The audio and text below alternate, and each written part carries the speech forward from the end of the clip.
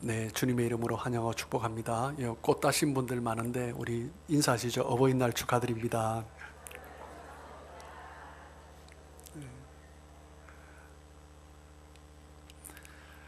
저희 아들이 어렸을 때, 저도 어버이인데 저희 아들이 어렸을 때 같이 본 만화 영화가 있습니다. 기억이 나는데 한 10년 전인 것 같아요. 오버 더 해치라는 영화가 있는데 그렇게 썩 유명한 영화는 아니에요.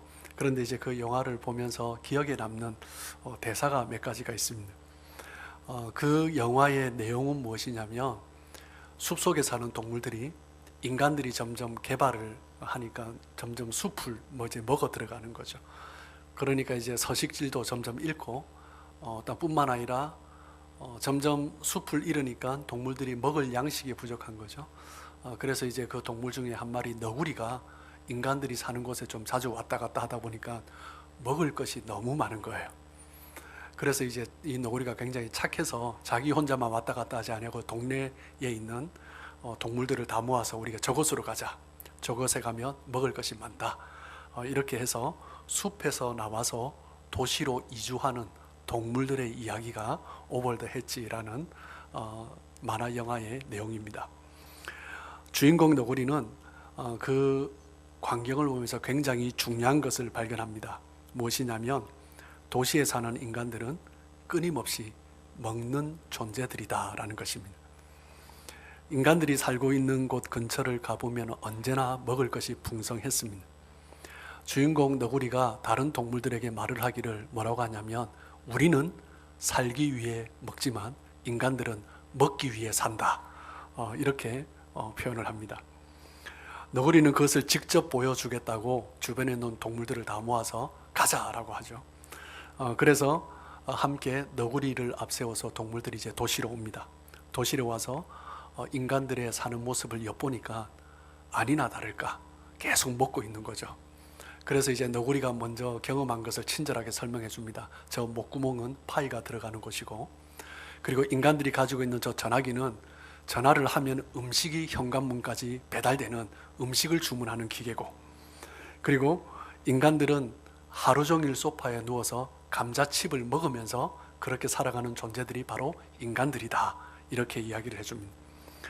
그리고 또 이런 말을 합니다. 인간들은 음식을 가져오고 음식을 가져가고 음식을 싣고 음식을 운반한다.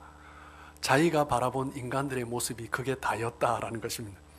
마치 그 이야기를 다른 동물들에게 하고 있는데 그때 마침 주변을 돌아보니 맛있는 음식이 그려져 있는 트럭들이 지나가는 거죠. 아니나 다를까 인간들은 먹기 위해서 사는 존재들이구나 라고 다른 동물들이 끄떡끄떡합니다. 그리고 저녁이 되어서 어느 집을 또 바라보는데 가족들이 한 곳에 딱 모여서 식탁에 둘러앉아서 이제 기도를 하고 있는 모습이죠.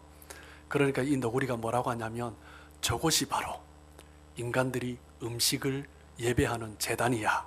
이렇게 설명을 하는 것입니다. 그리고 이제 그 옆에 있는 러닝머신을 보면서 뭐라고 말을 하냐면 저 기계는 인간들이 계속 먹기 위해서 죄책감을 없애주는 기계야. 이렇게 설명을 해줍니다. 미국 질병통제센터의 보고에 의하면 미국 사람들의 68%가 과체중이다 라고 합니다. 그리고 3분의 1이 비만이라고 합니다. 어떻게 보면 이 만화 영화가 이 시대를 살아가는, 특별히 북미 땅 가운데 살아가는 우리들의 일상의 모습을 잘 보여주고 있지 않나라고 생각을 합니다. 사람들은 만족을 위해서 살아갑니다. 자신의 행복을 위해서 살아가죠. 현대인들은 만족, 즐거움, 행복을 위해서 이 시대는 어떤 시대보다 많은 시간을 투자하고 많은 물질을 투자하고 있습니다. 사람들은 자신을 행복하기 위하여서 맛있는 것을 찾아다니고, 그리고 스포츠를 즐기고 오락을 즐기고 또한 술을 즐기고 여행을 하면서 그렇게 살아갑니다. 자기를 즐겁게 해줄 수 있는 것이라면 천문학적인 돈을 쓰면서 그렇게 살아가고 있는 것입니다. 현대사회는 남녀노소 할 것 없이 도시로 모여듭니다. 무엇 때문입니까? 행복할 수 있는, 즐거워할 수 있는 음식과 놀이문화가 가득하기 때문이다 라고 또 누구는 말을 합니다. 사람들은 이 시대를 살아가면서 너무나 바쁘게 살아갑니다. 무엇이 저렇게 바쁜가? 무엇 때문에 저렇게 바쁜가? 자세히 돌아보면 많은 사람들이 자신의 즐거움을 위해서 바쁘게 살아갑니다. 자신의 쾌락을 위해서 바쁘게 살아가는 거죠. 가려우면 우리는 긁기 마련입니다. 배가 고프면 먹어야죠. 사람들은 자신의 즐거움을 느끼기 위해서, 자신의 즐거움을 누리기 위해서 그것들을 쫓아가는 것입니다. 사실 음식은 나쁜 것이 아닙니다. 음식은 하나님께서 우리에게 주신 거죠. 성은 나쁜 것이 아닙니다. 오락은 나쁜 것이 아닙니다. 그 자체는 참 좋은 것입니다. 하나님께서 우리에게 주신 선물인 거죠. 그런데 그것이 음식을 통해서, 성을 통해서, 오락을 통해서 쾌락을 추구하면 그것이 우리를 옭아매는 것이 되는 것입니다. 식당에 가면 항상 특별히 이제 미국이나 캐나다 식당 가면 더 많이 고민이 됩니다. 메뉴판을 보는데 뭐가 그렇게 많은지, 그냥 사이즈도 리갈지 정도의 사이즈, 페이지도 4페이지는 기본이고 어떤 식당은 8페이지, 16페이지 이 정도 되는 메뉴판이 있어요. 그래서 이제 원하는 음식을 시키려고 하면 또 제대로 시키는지 다시 봐야 되고, 섹션별로 봐야 되고, 또 음식 하나를 선택해도 밑에 재료가 뭐가 들은지도 자세히 봐야 되고, 내가 선택한 것이 바로 맞는지 틀린지 또 봐야 되고, 성경을 그렇게 묵상을 했더라면 라는 생각이 들 정도로 메뉴판을 또 보고 또 보고, 본 것 또 보고 또 자세히 보고 또 찾아보고 그렇게 하는 것을 보게 됩니다. 음식을 먹는 것이, 식당에 가서 음식을 먹는 것이 잘못된 것이 아니죠. 또 누구는 음식을 많이 먹어요. 음식을 많이 먹는 것이 잘못된 것은 아니죠. 음식은 하나님께서 우리에게 주신 선물이기 때문입니다. 아담과 하와를 지으시고도 하나님은 그들이 마음껏 먹을 수 있도록 하나님께서는 풍성하게 허락해 주셨습니다. 그런데 하나님께서는 이 먹는다는 행위를 통하여서 인간들이 살아가는 어떤 육체적인 연료를 공급하는 행위에 인간들이 만족하는 것이 아니라 그 음식을 먹음으로 말미암아서 기쁨을 누리기를 하나님은 원하셨습니다. 그렇기 때문에 하나님은 음식도 다양하게 만들어 주셨고요. 그리고 그 다양한 음식을 우리가 다양하게 맛보라고, 우리 이 작은 입안에 있는 이 혀가 미각세포의 수가, 미각세포 미뢰라고 하죠. 이 미각세포의 수가 1만 개가 넘는다고 하니까요. 그만큼 하나님은 우리에게 다양한 맛을 느끼라고 다양한 음식과 다양한 미각세포를 허락해 주신 것입니다. 그렇기 때문에 음식을 먹는 것은 너무나 좋은 것이고, 특별히 맛있게 먹는 것은 너무나 중요한 것이죠. 그런데 문제는 하나님께서 주신 것들을 왜곡시킬 때 그것이 우리에게 올무가 되고 덫이 되는 것입니다. 하나님께서는 우리에게 음식을 주시면서 하나님이 얼마나 좋으신 분인지 그것을 누리길 원하시는데, 그런데 사람들은 하나님을 누리기보다 음식 자체를 누리기 시작하는 것입니다. 하나님을 기대하기보다 이 땅에 있는 음식 자체를 기대하기 시작하는 것입니다. 그때부터 문제가 되는 거죠. 마음이 어렵고 힘들 때, 참 복잡한 일이 생겼을 때, 예상 밖의 실망스러운 일들을 만났을 때 우리가 무엇으로 그 문제를 해결하려고 하는가, 그것이 중요한 것이죠. 가정에 어려움이 있을 때 당연히 승진의 기회라고 생각을 했는데 그렇게 되지 못했을 때, 직장에서 직장 상사에게 불쾌한 내용을 전달받았을 때, 그때 우리는 무엇으로 해결하는가? 많은 사람들이 하나님이 아니라 다른 것으로 해결하려고 한다는 거죠. 많은 사람들이 음식으로 해결하라고 하는 것을 보게 됩니다. 뱃속에서 꼬르륵 소리가 나면 음식을 찾는 것이 당연한 것인데, 그런데 영혼이 공고할 때도 어떤 사람들은 음식을 찾습니다. 영혼이 공고하면 하나님을 찾고 하나님의 말씀을 찾아야 되는데 다른 것으로, 음식으로 해결하려고 하는 것이 문제인 것입니다. 사회가 어렵고 힘들수록, 사회가 발전할수록 사람들은 문제를 해결하기 위해서 노력합니다. 문제를 해결하기 위해서 스스로의 어떤 행복을 주는 것을 찾아가기 시작하죠. 그래서 서양에서는, 웨스턴 문화에서는 어렵고 힘들 때 음식을 먹었는데 마음에 기쁨이 있어요. 그러면 그 음식을 뭐라고 하죠? comfort food라고 합니다. 위안을 주는 음식이라고 하는 거죠. 더 나아가서 뭐 이런 표현도 있습니다. 정말 맛있는 음식, 생애 이런 음식을 맛볼까? 정말 기쁨과 만족, 즐거움으로 충만하게 해주는 음식, 소울 푸드라고 합니다.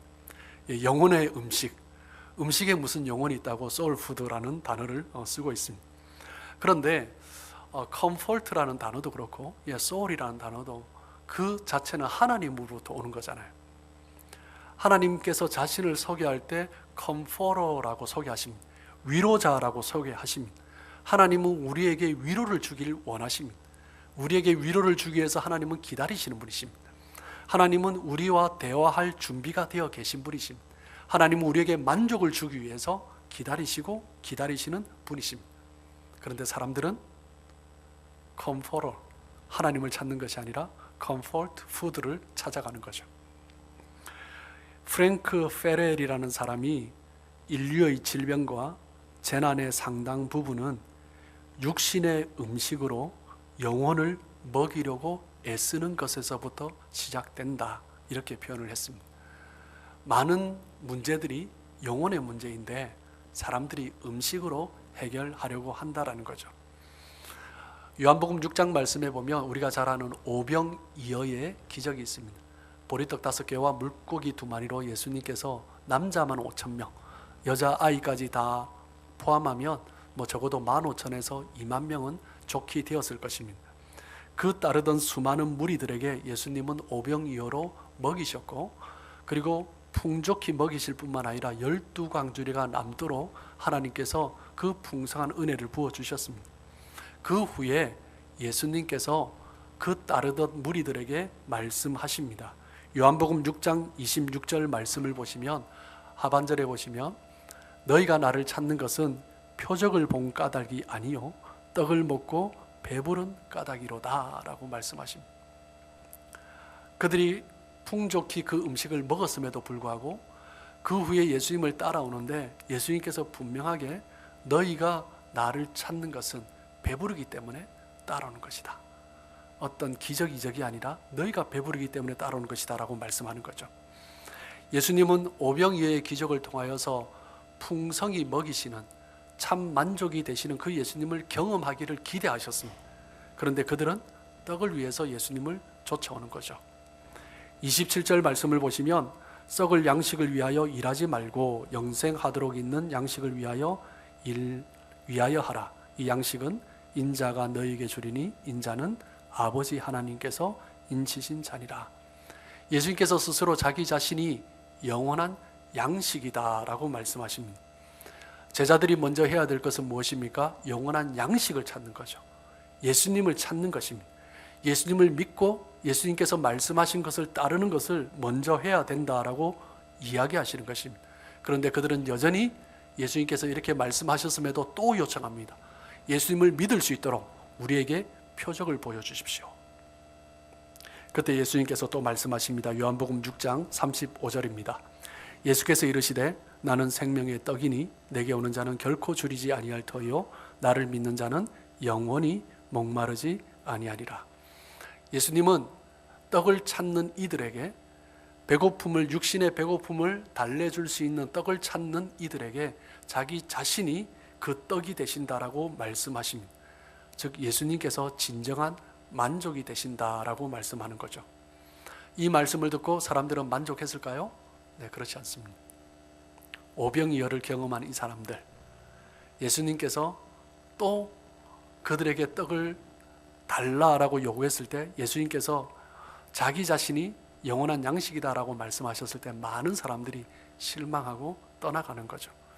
요한복음 6장 66절 말씀을 보시면 그때부터 그의 제자 중에서 많은 사람이 떠나가고 다시 그와 함께 다니지 아니하더라. 어떻게 그럴 수 있습니까? 그죠? 오병이어를 경험했잖아요. 예수님으로 말미암아 풍성한 그 은혜를 경험했잖아요. 그리고 또 베풀어 달라고 요청하는 거죠. 그런데 예수님이 베풀어 주시면 될 텐데 튕구는 것입니다. 내가 그 양식이다. 한 번 너희들이 경험하면 되지 않았느냐? 이제는 나에게서 그 만족을 경험해야 된다라고 말씀하는 거죠. 그러니 사람들이 떠납니다. 예수님을 따르기를 중단하고 떠나갑니다. 그들은 하나님을 선택할 것인지 음식을 선택할 것인지 그 기로에서 예수님을 떠나버리는 것입니다. 요한복음 6장 67절 말씀해 보시면 예수께서 12 제자에게 이르시되 너희도 가려느냐라고 물어보십니다. 이제 너희들은 무엇을 선택하겠느냐라고 물어보시는 거죠. 예수님의 공생에 예수님께서 사해 가시는데 예수님의 경쟁 상대가 있었습니다. 경쟁 상대 중에 가장 강력한 경쟁 상대가 누구냐? 바로 음식입니다. 먹는 것이었습니다. 많은 사람들이 예수님을 따르기를 포기했습니다. 음식 때문에 포기했습니다. 그들의 영혼을 채워줄 예수님을 선택하든지 그들의 배를 채워줄 음식을 선택하든지 둘 중에 하나를 선택하라라고 했을 때 그 제자 중에 많은 사람들이 떠나갔고 다시는 따르지 않았던 것입니다. 이것이 얼마나 중요했던지 예수님께서는 공생애를 시작하실 즈음에 40일 동안 주야를 음식을 끊고 사셨습니다. 무엇 때문입니까? 하나님의 나라는 이 땅의 음식의 문제가 아니다라는 거죠.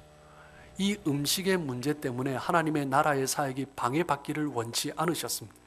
그렇기 때문에 예수님은 40일 동안 음식을 끊으시고 그 사역을 준비하셨던 것입니다. 예수님을 따르던 무리들도 그것을 깨닫기 원하셨습니다. 무엇이 더 중요한가? 육신의 배가 중요한가? 배를 위한 음식인가? 영혼의 만족인가? 영혼의 음식인가? 그런데 사람들은 육신을 위하여서 떠나가기 시작한 것입니다. 로마서 1장 말씀에는 우리가 로마서 1장 18절 말씀 2주 전부터 같이 나눠보고 있는데요. 하나님의 진노가 1장 18절 말씀해 보시면 하나님의 진노가 하늘로부터 내려왔다라고 말씀하십니다. 진리를 막는 그 사람들로 말미암아 하나님의 진노가 하늘로부터 나타났습니다. 왜 하나님께서 진노하셨습니까? 범죄한 인간들이 하나님을 부정하고 하나님을 거부하고 하나님을 떠났기 때문입니다. 왜 하나님께서 진노하십니까? 하나님의 진노를 불러올 수밖에 없는 인간들의 모습이 로마서 1장 18절부터 잘 나타나 있습니다. 지난주에 함께 나눈 것처럼 그 첫 번째가 무엇입니까? 바로 우상 숭배입니다. 인간들은 자기 중심으로 살아가고 하나님을 자기 원하는 모양으로 만들어서 인간이 또 다른 모양의 하나님을 섬기기 시작한 것입니다. 1장 25절 말씀입니다. 우리 같이 한번 읽겠습니다. 시작. 이는 그들이 하나님의 진리를 거짓 것으로 바꾸어 피조물을 조물주보다 더 경배하고 섬김이라. 주는 곧 영원히 찬송할 이시로다. 아멘. 우상 숭배를 하는 인간의 모습. 인간이 우상 숭배하는 그 근저에는 무엇이 있습니까? 자기 욕망이 가득하기 때문입니다. 아론도 금송아지를 만들어 놓고 이제부터 이것을 하나님이라고 하자라고 백성들에게 말을 했습니다. 자신의 이익과 필요를 위하여서 하나님이라는 존재를 만든 것입니다. 자신의 유익을 위해서 하나님을 끌어오는 것입니다. 그 하나님은 자기가 만든 하나님인 거죠. C.S. 루이스가 말을 한 것처럼 하나님을 섬기는 것보다 우리가 하나님이 되는 것이 훨씬 쉬운 존재들이다 라고 그렇게 말을 했습니다. 우리 인간은 끊임없이 자기를 숭배합니다. 끊임없이 자기를 드러내는 거죠. 우상 숭배의 최종적인 단계는 자기 숭배인 것입니다. 그렇기 때문에 인간은 결국 자기 욕망으로 자기의 인생을 끌어가 버리는 것입니다. 두 번째, 하나님의 진노 아래 살 수밖에 없는 인간은 그 이유가 바로 욕망 때문이다 라고 말을 하고 있습니다.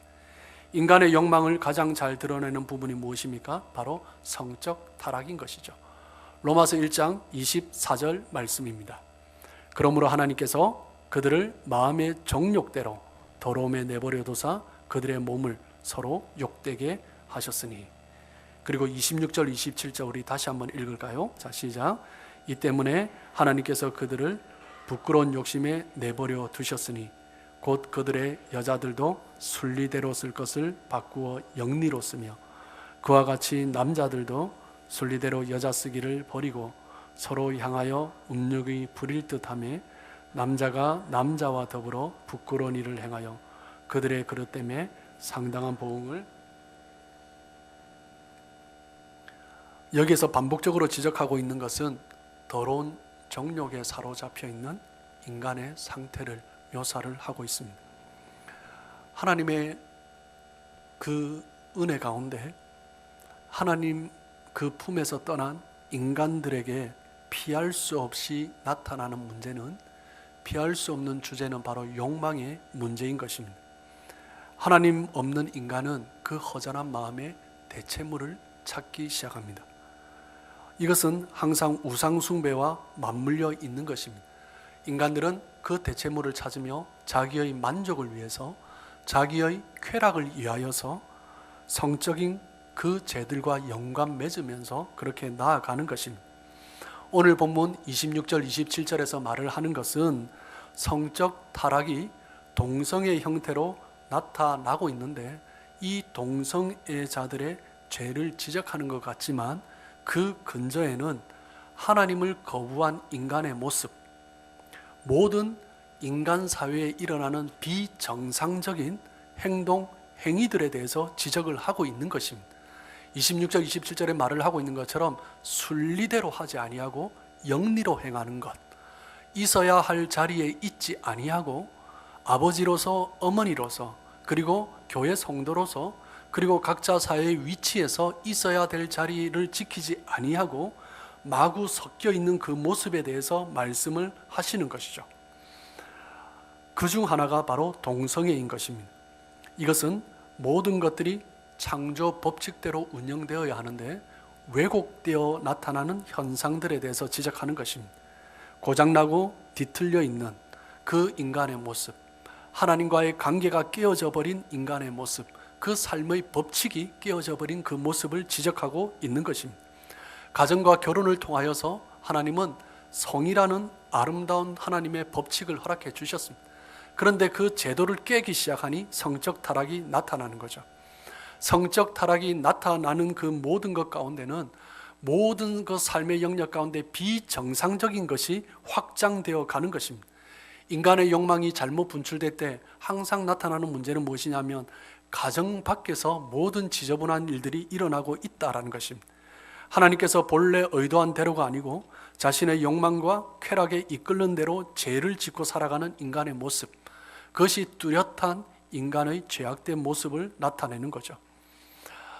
요즘 드라마를 보면 항상 주제가 불륜입니다. 제가 어릴 때만 드라마를 봐도 불륜하면 그 드라마 안에서도 나쁜 사람이었습니다. 그런데 요즘은 드라마에서 불륜을 하는데 아름다운 모습으로 그렇게 치장을 하고 그렇게 포장되어서 나오고 있습니다. 정말 심각한 거죠. 한국 사회에 이런 이야기가 있은지는 벌써 제가 10년 전부터 들은 것 같아요. 중년 남녀치고 애인이 없으면 바보다, 이런 이야기까지 공공연하게 말을 하고 있는 그런 사회인 것입니다. 정상적인 결혼 제도 자체를 흔들어 놓고 있습니다. 사회가 이상한 문화로 흘러가고 있는 거죠. 뉴스를 봐도 성 중독된 사람들에 의해서 일어나는 범죄들이 얼마나 많은지, 뉴스를 들어보면 매주 근친상간의 문제가 끊임없이 흘러나오고 있는 것 같습니다. 그리고 우리 주변에 젊은 남녀들이 동거하는 이야기는 너무나 쉽게 그냥 당연시되고 있는 그런 시대인 것입니다. 성적 방종과 타락이 극한 사회에서 항상 대두되는 문제가 무엇이냐면 바로 동성애 문제입니다. 로마 사회가 성적으로 타락했을 때 수많은 사람들이 함께 동성애자의 모습을 보였습니다. 로마 황제들 가운데도 역사의 기록을 보면 수많은 사람들이 동성애자들이었습니다. 미국 장로교단도 PCUSA도 벌써 10여 년, 20여 년 전부터 동성애자를 안수를 줄 것인가 말 것인가 이슈가 되어 왔습니다. 지금은 이미 과반수가 넘은 것 같습니다. 그래서 PCUSA에 속해 있는 많은 한인교회들이 이제 미국 장로교를 떠나기 시작하죠. 뿐만 아니라 캐나다도 마찬가지인 것 같아요. 캐나다 장로교의 그런 역사를 보면 대부분 PCUSA와 그 결을 함께 해왔습니다. 이 동성애 문제도 똑같이 그렇게 걸어가고 있는 거죠. 한국도 2007년에 처음에 동성애 차별 금지 법안이 이제 국회에 올라갔죠. 뭐 다행히 이제 무효화됐는데 그 이후에 보면 2011년 그리고 그 다음에도 끊임없이 또 올리고 반복하고 있습니다. 하나님의 창조의 원리는 분명합니다. 한 남자와 한 여자를 통하여서 하나님의 예비하신 가정을 이루어가는 것입니다. 결혼이라는 합법적인 관계 안에서 여자와 남자가 만나는 것입니다. 동성애자들은 많은 사람들이 말을 하기를 이것은 선천적인 것이다 라고 그렇게 말을 합니다. 동성애에 대해서 고민하는 크리스찬들도 꽤 많습니다. 제가 청년부 담당으로 섬길 때 한 형제가 동성애 때문에 고민하고 너무나 힘들어하며 저에게 찾아와 기도해달라고 그리고 상담을 했던 기억이 있습니다. 지금 교회 안에도 수많은 사람들이 동성애의 영향을 받고 있습니다. 그런데 분명한 것은 하나님은 우리에게 모든 욕구를 다 만족시키면서 살라라고 말씀하지 않았습니다. 신앙생활은 나의 욕구를 만족하며 그렇게 살아가는 것이 아닙니다. 때로는 정상적인 욕구까지도 통제할 수 있는 것이 바로 그리스도인의 모습인 것입니다. 식욕도 하나님께서 우리에게 주신 것이지만, 음식은 하나님께서 우리에게 선물로 주신 것이지만 음식도 스스로 통제할 수 있어야 하는 것입니다. 식탐이 되면 죄가 될 수 있습니다. 신앙은 무엇입니까? 우리가 욕망하는 대로 살지 않고 우리의 욕망을 하나님 앞에서, 하나님 말씀 앞에서 굴복시키고 노력해 나가는 것이 신앙의 모습 아니겠습니까? 그렇기 때문에 그리스도인들은 성령의 도우심을 구하며 그렇게 우리의 욕구를 자제하기 위해서 그렇게 살아가는 것입니다. 하나님이 없는 인생들은 욕망이 당연한 것이다 라고 말을 하는 거죠. 자기 안에 흘러나오는 욕구를 채워가야 한다라는 거죠. 동성애적인 욕구도 욕망이기 때문에 선천적인 것이다, 그렇기 때문에 당연한 것이다, 이렇게 주장을 하고 있는 거죠. 그렇기 때문에 이 시대를 살아가는 우리들은 하나님의 말씀에 더 귀를 기울이고 그 말씀이 아무리 세월이 흘러도 변치 않는 하나님의 법칙이기 때문에 그 법칙 안에서 우리의 삶을 세워가야 하는 것입니다. 하나님께서 우리에게 주신 법칙은 하나님의 성품에서 나온 것이기 때문에 하나님께서 그 결혼 제도, 어떤 성적인 부분에 있어서도 가정을 얼마나 소중히 여기시는지, 남녀를 얼마나 소중히 여기시는지, 한 남자와 한 여자의 사랑의 관계를 얼마나 거룩하게 여기시는지 그 하나님의 성품을 보여주는 것입니다. 그것이 너무나 소중하고 귀한 것이기 때문에 다른 수많은 것들을 절제하고 포기해야 되는 것을 말씀하는 거죠. 결혼 제도는 가정을 지키고자 하나님께서 인류에게 주신 보편적인 법칙입니다. 법칙은 지켜야 하는 것입니다. 어떤 법칙이 내가 마음에 들지 않는다고, 내가 원하지 않는 법칙이라고 그것을 어기면 되겠습니까? 운전을 하는데 자주 다니는 길인데 내가 볼 때는 좀 이 법칙이 없었으면 좋겠어요. 신호등 여기도 없었으면 좋겠고, 그렇게 이제 스스로 결단을 하면서 법칙을 다 어기고 살아가는 사람이 있다라고 생각해 봅시다. 그 사람이 운전을 한다면, 이 토론토에서 운전을 한다면 아마 하루를 넘기지 못할 것입니다. 법칙을 지킨다라는 것은 자기 자신을 절제하는 것임에 동시에 자기 자신을 보호하는 것입니다. 하나님께서 우리에게 법칙을 주시면서 우리를 지키시는 것입니다. 세상은 죄의 영향력에 이끌려 가고 있습니다. 욕망의 소리에 민감하게 반응하면서 이끌려 가고 있습니다. 그래서 세상은 창조주께서 허락하신 그 많은 법칙들을 이 땅의 세상의 거짓된 법칙으로 바꾸어 버리고 있습니다. 창조주의 자리를 피조물이 대신 차지하고 있는 것입니다. 그러면서 세상이 뒤틀리기 시작하는 거죠. 창조 질서가 깨어진 세상 속에서 그 위치와 역할을 잃어버리고 고통하는 사회 속에서 살아가는 것입니다. 하나님의 존재가 멀어지면 멀어질수록 이 세상은 더 어두워지는 것입니다. 세상은 정상적으로 돌아가지 않는 것 같습니다. 오늘 로마서 1장 26절 27절에 말씀하고 있는 것처럼 순리대로 돌아가지 않고 수많은 모습들이 영리로 돌아가고 있습니다. 성적인 관계는 정상적인 남녀가 결혼 제도 안에서 신성하게 이루어져야 함을 말씀하는 것입니다. 하나님의 법칙을 인간이 임의로 무시하고 깨뜨리면 그 삶 가운데 불행이 찾아오고 그 인생이 파괴되는 것입니다. 그러나 인간은 계속해서 탈선을 시도하고 있습니다. 욕망하는 대로, 자신이 원하는 대로, 그리고 결혼 제도 밖에서 수많은 범죄들을 저지르고 있습니다. 음란하고 타락한 문화들이 곳곳에서 독버섯처럼 자라서 우리의 관계들을 깨뜨리고 있는 것입니다. 이것이 하나님의 없는 인간들의 모습, 욕망을 쫓아가는 인간들의 모습을 보여주고 있는 거죠. 예수님께서도 쾌락이 우리 인간의 최대의 적인 것을 말씀하십니다. 하나님의 말씀이 우리 가운데 자라가는데도 쾌락이 가장 최종적인 적인 것을, 강력한 적인 것을 예수님도 알려주셨습니다. 누가복음 8장에 보면 씨 뿌리는 자의 비유의 해석 가운데 잘 나타나고 있습니다. 하나님의 말씀의 씨가 뿌려지는데 나타나는 세 가지 적이 있습니다. 하나는 길가고, 하나는 돌밭이고, 하나는 가시떨기의 적입니다. 그런데 이 세 가지 적 중에 마지막 적, 가시떨기, 가시떨기에 떨어졌을 때 또 나타나는 문제가 있습니다. 또 세 가지의 원수, 적이 있습니다. 그것이 무엇입니까? 염려와 재물과 향락입니다. 우리 14절 같이 한번 읽어볼까요? 자, 시작. 가시떨기에 떨어졌다는 것은 말씀을 들은 자이나 지내는 중 이생의 염려와 재물과 향락의 기운이 막혀 온전히 결실하지 못하는 자요. 여기에 나오는 단어들의 어떤 순서를 주의해서 볼 필요가 있습니다. 염려와 재물과 향락. 인간들은 어떻게 살아갈까 염려합니다. 어떻게 더 평안하게 살아갈까, 더 나은 경제를 얻기 위해서 염려하는 것으로 시작합니다. 그 다음 단계는 무엇입니까? 재물을 모으는 것이죠. 재물을 모으는 것에 자기의 에너지를 쏟아버리며 그렇게 살아가고 있습니다. 그 다음 나타나는 문제가 무엇입니까? 재물이 생기면 인간은 향락에, 쾌락에 빠져드는 것입니다. 그렇기 때문에 쾌락이라는 것은 인생에게 있어서 정말 가시 같은 존재이고 마지막 단계의 문제인 것입니다. 쾌락은 우리의 죄된 모습의 최종적인 모습인 것입니다.